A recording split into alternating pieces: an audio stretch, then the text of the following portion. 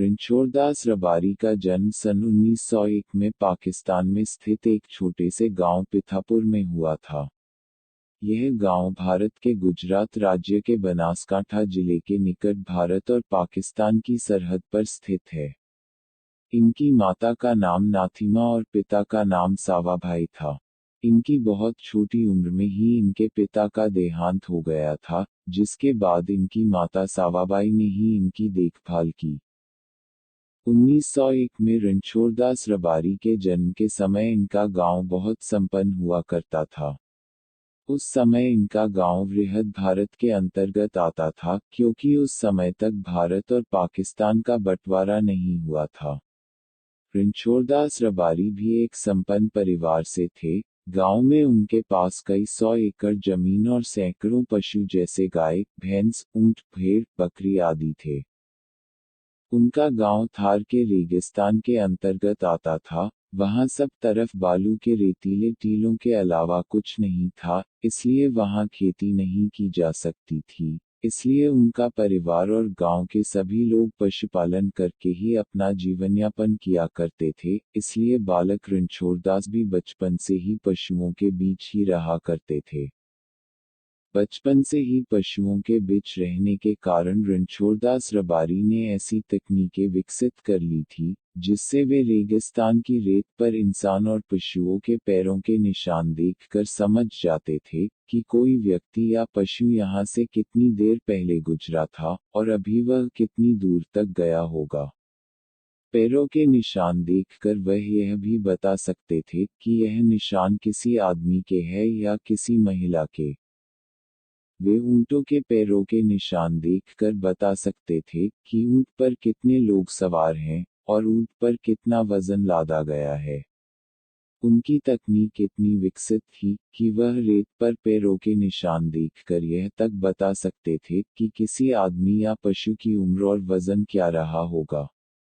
बचपन से उन्होंने अपना पूरा समय रेगिस्तान के धूरों के बीच में ही बिताया था। वे रेगिस्तान के चप्पे चप्पे से वाकिफ थे। अपने इस गुण के कारण जब रेगिस्तान में उनके या किसी अन्य व्यक्ति के पशु खो जाया करते थे, तब वे पैरों के निशान देखकर उन्हें बड़ी आसानी से ढूंढ लेते थे। अपने इस गुण के कारण वे अपने गांव और आसपास के क्षेत्रों में बहुत प्रसिद्ध थे। विवाह योग्य आयु होने पर उनकी माता ने उनका विवाह कर दिया। उनकी पत्नी का नाम सिग्नाबेन था। सिग्नाबेन से उन्हें 2 पुत्र और 2 पुत्रियों की प्राप्ति हुई। रणछोड़दास रबारी एक खुशहाल जीवन व्यतीत कर रहे थे। वक्त का पहिया धीरे धीरे चल रहा था। कुछ वर्षों बाद उनके बच्चे समझदार हो गए और अपने पिता के काम में हाथ बटाने लगे। सब कुछ सामान्य चल रहा था, परंतु 15 अगस्त 1947 को भारत और पाकिस्तान का विभाजन हो गया। इस घटना ने उनके जीवन को पूरी तरह से बदल दिया। बंटवारे के बाद उनका गांव पाकिस्तान के हिस्से में चला गया था। अब उनका गांव भारत और पाकिस्तान की सरहद पर स्थित था। सरहद पर होने के कारण उनके गांव में पाकिस्तानी सेना की आवाजाही बहुत बढ़ गई। भारत पाकिस्तान में विभाजन होने के बाद पाकिस्तान में हिंदुओं पर अत्याचार बहुत बढ़ गए। पाकिस्तानी सेना के लोग अक्सर उनके गांव में घुस आते और लोगों को बेवजह परेशान करने लगते। कई महीनों तक ऐसा ही चलता रहा।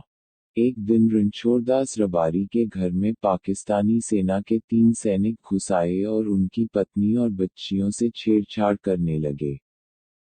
यह देखकर रणछोड़दास रबारी की आंखों में खून उतर आया और उन्होंने अपने दोनों पुत्रों और गांव के कुछ लोगों के साथ मिलकर उन तीनों पाकिस्तानी सैनिकों को मौत के घाट उतार दिया।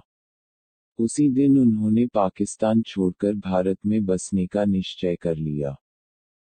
उसी दिन रणछोड़दास रबारी अपने परिवार और सभी पशुओं को साथ में लेकर भारत की तरफ रवाना हो गए। उनका गांव भारत और पाकिस्तान के बॉर्डर पर स्थित था।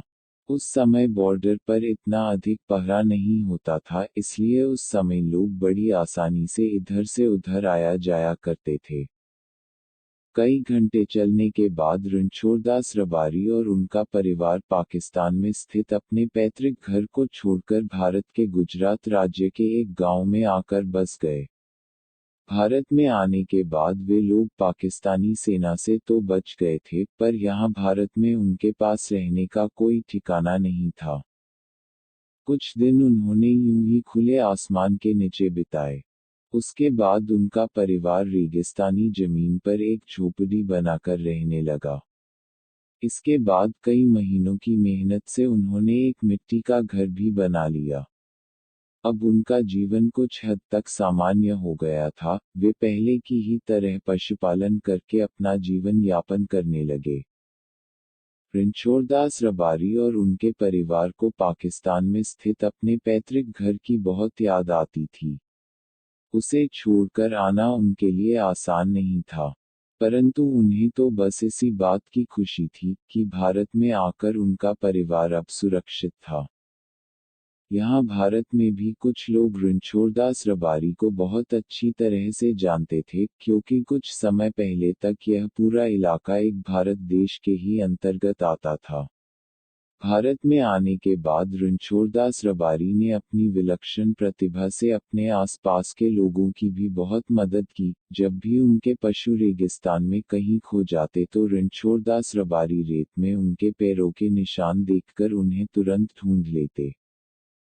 रणछोड़दास रबारी के विलक्षण हुनर की खबर जब बनासकांठा के पुलिस अधीक्षक वनराज सिंह झाला को मिली तब वे रणछोड़दास रबारी से मिलने आए और उन्होंने रणछोड़दास के हुनर की परीक्षा लेनी चाहिए। रेगिस्तान की रेत पर कुछ पैरों के निशान बने हुए थे। झाला ने रणछोड़दास से पूछा, बताओ यह पैरों के निशान किसके हैं और ये लोग अभी कहाँ होंगे। रणछोड़दास रबारी ने उन पैरों के निशानों को बड़े गौर से देखकर कहा, साहब यहाँ 3 तरह के पैरों के निशान हैं। सबसे बड़े निशान पुरुष के हैं, उसके साथ एक महिला और एक छोटा बच्चा भी है। पुरुष के निशान थोड़े गहरे और दाईं ओर झुके हुए हैं, इसका मतलब पुरुष ने अपने दाएं कंधे पर कोई वजन उठा रखा है। महिला के पैरों के निशान दाईं और बाईं तरफ से थोड़े तिरछे हैं, इसलिए शायद वह महिला गर्भवती होगी। उनके साथ एक बच्चा भी है, जिसकी उम्र 7 या 8 वर्ष के आसपास होनी चाहिए। ये निशान लगभग 2 घंटे पुराने हैं, इसलिए वे लोग यहाँ से लगभग 10 से 12 किलोमीटर की दूरी पर होंगे। पुलिस अधीक्षक वनराज सिंह झाला तुरंत इस बात की जांच करने के लिए अपने वाहन में बैठकर रणछोड़दास की बताई दिशा की तरफ रवाना हो गए। 10 से 12 किलोमीटर की दूरी पर उन्हें वह परिवार मिल गया। रणछोड़दास के बताए अनुसार उस पुरुष ने एक बक्सा अपने कंधे पर उठा रखा था, उसके साथ वह महिला गर्भवती थी तथा उनके साथ चल रहे उस बालक की आयु 7 वर्ष के आसपास थी। यह देखकर वनराज सिंह झाला रणछोड़दास के हुनर पर आश्चर्य करने लगे। पुलिस अधीक्षक वनराज सिंह झाला ने रणछोड़दास रबारी के हुनर से प्रभावित होकर उन्हें सन 1959 में पुलिस गाइड के पद पर नियुक्त कर लिया। उस समय रणछोड़दास रबारी की उम्र 58 वर्ष थी। इसके बाद रणछोड़दास रबारी रेगिस्तान में पुलिस का मार्गदर्शन करने लगे। रणछोड़दास रबारी रेगिस्तानी इलाके के चप्पे चप्पे से वाकिफ थे। रेगिस्तानी रास्तों की अच्छी जानकारी के कारण वे कई वर्षों तक रेगिस्तान में पुलिस का मार्गदर्शन करते रहे। कुछ वर्ष बाद सन 1965 में पाकिस्तान ने अचानक भारत पर हमला कर दिया। अचानक हुए इस हमले में भारतीय सरहद पर तैनात अग्रिम मोर्चे की टुकड़ी के 100 भारतीय जवान वीरगति को प्राप्त हो गए। इस हमले के बाद पाकिस्तानी सैनिकों ने कच्छ के कुछ इलाकों पर कब्जा कर लिया था। अब युद्ध का आगाज हो चुका था। उस समय भारतीय थल सेना अध्यक्ष जनरल सैम मानेकशॉ ने सभी भारतीय इलाकों से पाकिस्तानी सैनिकों को खदेड़ने के लिए 10,000 सैनिकों की एक टुकड़ी भेजी। उस समय भारतीय सैनिकों का रेगिस्तान में मार्गदर्शन करने के लिए एक अनुभवी गाइड की आवश्यकता थी, इसलिए सबसे पहले रणछोड़दास रबारी को ही इस काम के लिए बुलाया गया। रणछोड़दास तुरंत इस काम के लिए तैयार हो गए। भारतीय सेना की टुकड़ी को कच्छ में मुठभेड़ वाली जगह तक पहुंचने में कम से कम 3 दिन लगने वाले थे। पाकिस्तानी सैनिक भी यह जानते थे कि कम से कम 3 दिनों तक तो भारतीय सेना यहां नहीं पहुंच सकती, इसलिए वे निश्चिंत होकर बैठे थे। रणछोड़दास रेगिस्तानी इलाके के अच्छे जानकार थे, इसलिए उन्होंने अपनी सूझबूझ का उपयोग किया और भारतीय सैनिकों को छोटे रास्ते से ले जाकर निश्चित समय से 12 घंटे पहले ही मोर्चे पर पहुंचा दिया। वहां मौजूद पैरों के निशान देखकर रणछोड़दास ने भारतीय सेना को यह बता दिया कि कुल 1200 के लगभग पाकिस्तानी सैनिक यहां छिपे हुए हैं। साथ ही उन्होंने पाकिस्तानी सैनिकों के छिपने की जगह भी बता दी। भारतीय सैनिकों के लिए इतनी जानकारी काफी थी। उन्होंने अचानक पाकिस्तानी सैनिकों पर हमला कर दिया। पाकिस्तानी सैनिकों को उम्मीद भी नहीं थी कि भारतीय सैनिक इतनी जल्दी यहां पहुंच जाएंगे। अचानक हुए इस हमले से पाकिस्तानी सैनिक घबरा गए। भारतीय हमले में पाकिस्तान के कई सौ सैनिक मारे गए। भारतीय सैनिकों ने पाकिस्तानी सैनिकों को खदेड़कर इलाके को अपने कब्जे में ले लिया। भारतीय सेना रणछोड़दास रबारी के द्वारा दी गई जानकारी की सटीकता देखकर दंग रह गई। उनके द्वारा बताई गई पाकिस्तानी सैनिकों की संख्या और छिपने की जगहों की जानकारी एकदम सटीक थी। उनके द्वारा दी गई जानकारी के कारण भारतीय सेना ने बड़ी आसानी से पाकिस्तानी सेना को खदेड़ दिया था। रणछोड़दास रबारी की इस विलक्षण प्रतिभा से भारतीय थल सेना के प्रमुख जनरल सैम मानेकशॉ अत्यंत प्रभावित हुए। उन्होंने रणछोड़दास रबारी के लिए भारतीय सेना में पागी के नाम से एक विशेष पद का सृजन किया, जिसका अर्थ होता है रास्ता बताने वाला।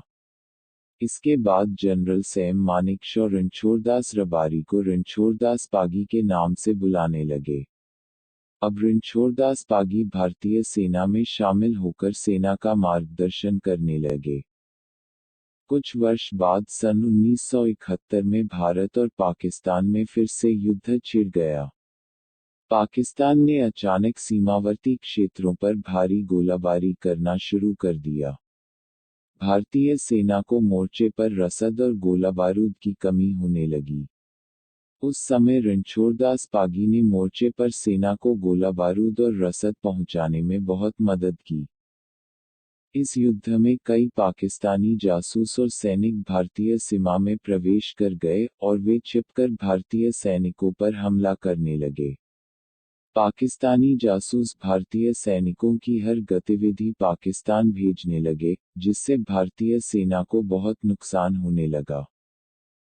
इस गंभीर स्थिति में रणछोड़दास पागी ने अपने विलक्षण हुनर से सभी छिपे हुए पाकिस्तानी जासूसों और सैनिकों को ढूंढ निकालने में भारतीय सेना की मदद की। रणछोड़दास पागी के मार्गदर्शन में सैकड़ों की संख्या में पाकिस्तानी जासूस पकड़े गए। इस काम को करते करते वे स्वयं भी युद्ध में घायल हो गए, परंतु उन्होंने घायल होने के बावजूद युद्ध के अंत तक भारतीय सेना की मदद की। इस युद्ध में भारतीय सेना ने पाकिस्तान के पालीनगर शहर तक के क्षेत्र को अपने कब्जे में ले लिया था। देश के पश्चिमी मोर्चे पर भारतीय सेना को मिली इस जीत में रणछोड़दास पागी की एक अहम भूमिका थी। इसके अलावा भारत के पूर्वी मोर्चे पर भी भारतीय सेना को युद्ध में जीत मिली थी। भारतीय सेना ने इस युद्ध में पाकिस्तानी सेना को बुरी तरह हराया था। इस युद्ध में 93,000 पाकिस्तानी सैनिकों ने भारतीय सेना के समक्ष आत्मसमर्पण किया था।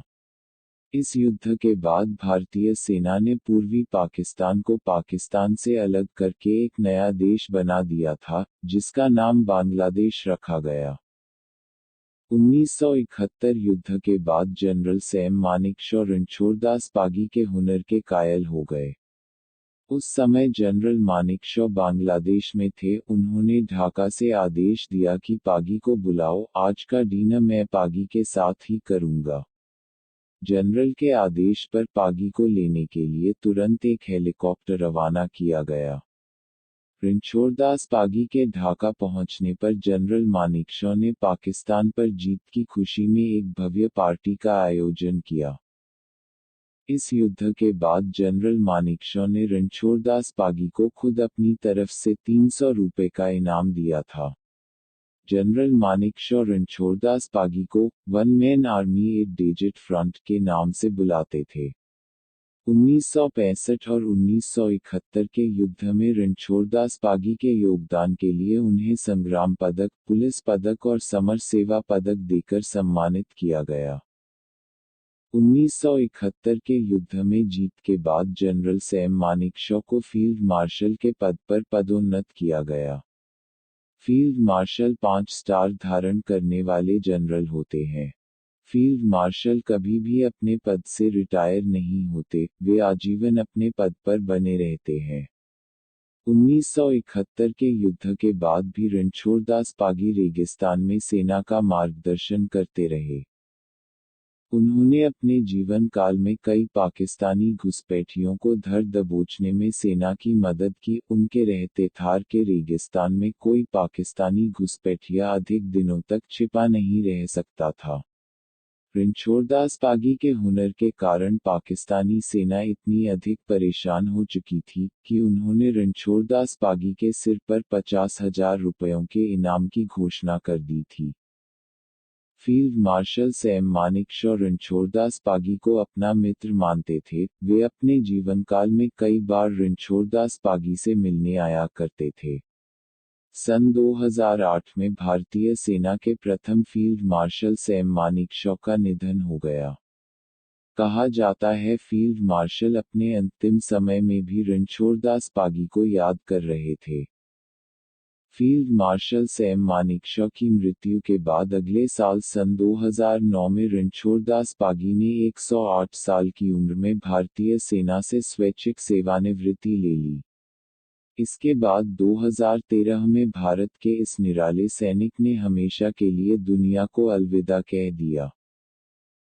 रणछोड़दास पागी ने अपने जीवनकाल में देशभक्ति, शौर्य, वीरता, त्याग और देश के प्रति अपने समर्पण का अद्भुत उदाहरण प्रस्तुत किया।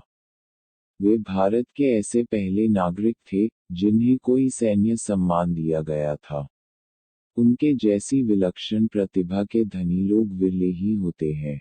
आज उनकी शौर्य गाथाएं गुजरात के लोकगीतों का हिस्सा बन चुकी हैं, जिससे उन्हें चिरकाल तक याद रखा जाएगा। भारतीय सेना में भी उनके योगदान को बड़े सम्मान के साथ याद किया जाता है।